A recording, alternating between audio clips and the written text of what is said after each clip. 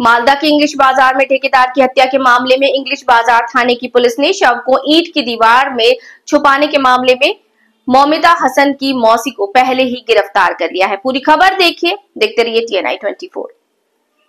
मालदा के इंग्लिश बाजार में ठेकेदार की हत्या के मामले में इंग्लिश बाजार थाने की पुलिस ने शव को ईंट की दीवार में छुपाने के मामले में मौमिता हसन की मौसी को पहले ही गिरफ्तार कर लिया है। इस बार मौमिता के पति रहमान नदब को घटना में शामिल होने के आरोप में गिरफ्तार किया गया। गिरफ्तार व्यक्ति को आज मालदा जिला न्यायालय में पेश किया गया।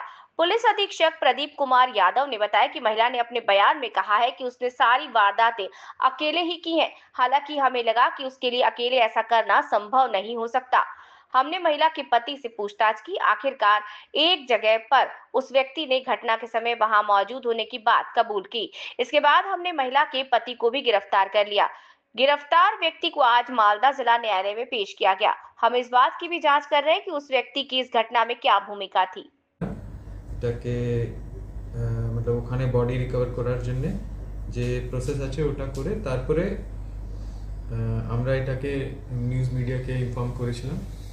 তো এখানে যে লেডি আছে ওনার সঙ্গে ওনার একটা রিলেশনশিপ ডেভেলপ হয়েছিল আর যে হাজবেন্ড আর ওয়াইফ যে অ্যাকিউজ আছে দুটাই যে ডিসিজ আছে ওর জন্য ওর অফিসে কাজ করতে clerk assistant clerk type job.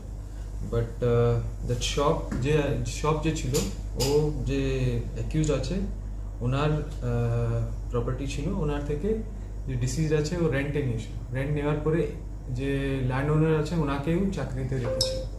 তো এখানে কিছু 2021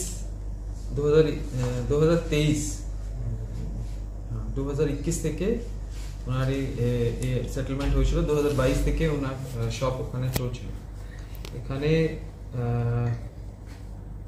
তার কিছু বছর কাজ করার পরে একটা রিলেশনশিপ ডেভেলপ হয়েছিল যে অ্যাকিউজ আছে মৌমিতা নদব ওনার সঙ্গে অ্যাকিউজড নেই যে ডিসিজড আছে ওনার। তারপরে হাজবেন্ড সঙ্গে একটা ডিফারেন্স অফ ওপিনিয়ন চলছিল।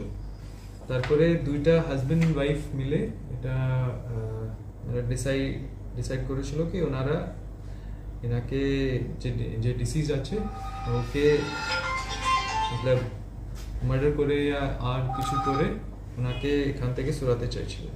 তো এর জন্য উনি প্রথমে ওনাকে শপ খালি করার জন্য একটা নোটিস করে ওনাকে জানুয়ারি থেকে ট্রাই করেছিলেন। তারপরে এপ্রিল থেকে ওনারা শপকে ক্লোজ করে দিয়েছিলেন। তারপরে যে অ্যাকিউজ ছিলেন